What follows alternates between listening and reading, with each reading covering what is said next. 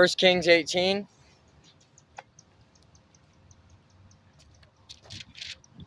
The contest on Mount Carmel.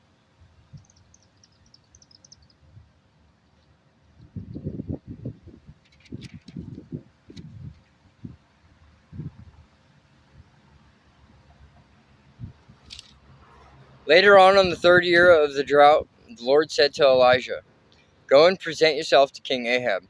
Tell him that I will soon send rain." So Elijah went to appear before Ahab.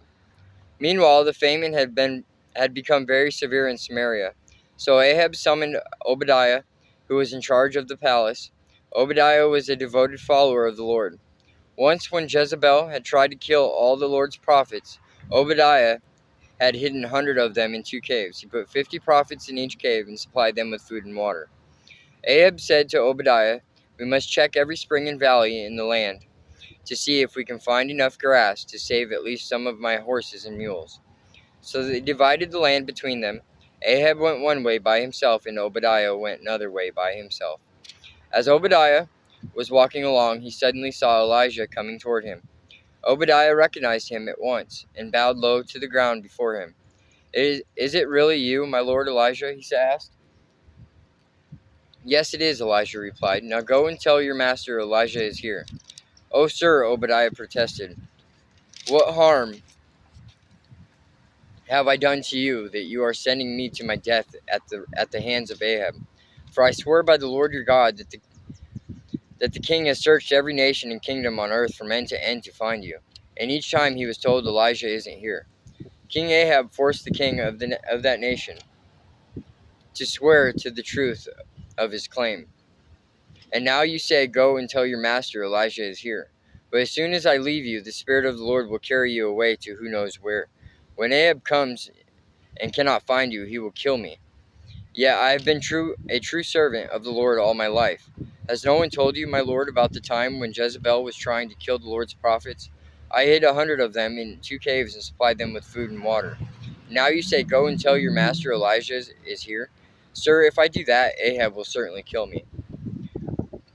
But Elijah said, "I swear by the Lord Almighty, in whose presence I stand, that I will present myself to Ahab this very day." So Obadiah went to tell Ahab that Elijah had come, and Ahab went out to meet Elijah. When Ahab saw him, he exclaimed, "So is it really you, you troublemaker of Israel?" "I have made no trouble for Israel," Elijah replied. "You and your family are the troublemakers, for you have refused to obey the commands of the Lord and have worshipped the images of Baal instead. Now summon all Israel to join me at Mount Carmel, along with the 450 prophets of Baal and 400 prophets of Asherah, who are supported by Jezebel." So Ahab summoned all the people of Israel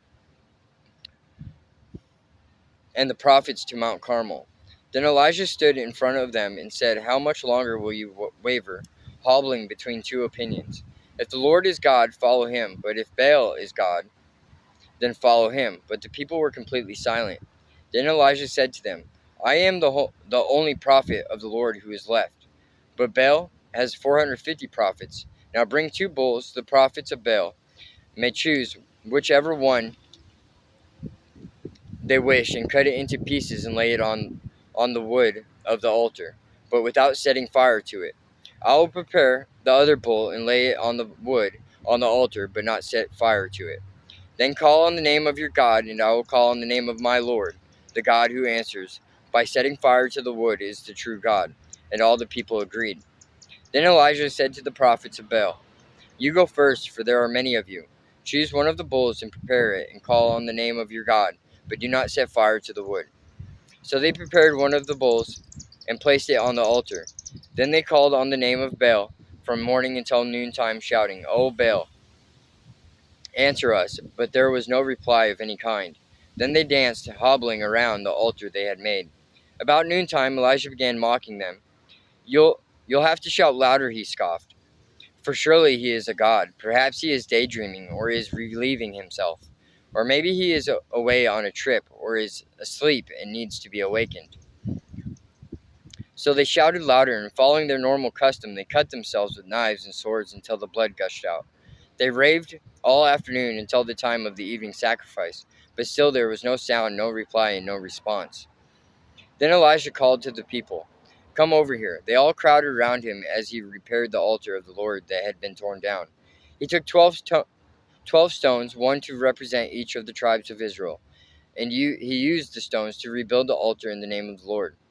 Then he dug a trench around the altar large enough to hold about 3 gallons. He piled wood on the altar, cut the bull into pieces, and laid the pieces on the wood. Then he said, "Fill 4 large jars with water and pour the water over the offering and the wood." After they had done this, he said, "Do the same thing again." And when they were finished, he said, "Now do it a third time." So they did as he said, and the water ran around the altar and even filled the trench. At the usual time for offering the evening sacrifice, Elijah the prophet walked up to the altar and prayed, "O Lord God of Abraham, Isaac, and Jacob, prove today that you are God in Israel, and that I am your servant. Prove that I have done all this at your command.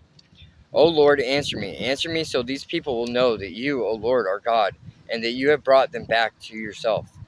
Immediately the fire of the Lord flashed down from heaven and burned up the young bull, the wood, the stones, and the dust. It even licked up all the water in the trench. And when all the people saw it, they fell face down on the ground and cried out, "The Lord, He is God. Yes, the Lord is God." Then Elijah commanded, "Seize all the prophets of Baal. Don't let a single one escape." So the people seized them all, and Elijah took them down to the Kishon Valley and killed them there. Elijah prays for rain. Then Elijah said to Ahab, "Go get something to eat and drink, for I hear a mighty rainstorm coming." So Ahab went to eat and drink, but Elijah climbed to the top of Mount Carmel and bowed low to the ground and prayed with his face between his knees.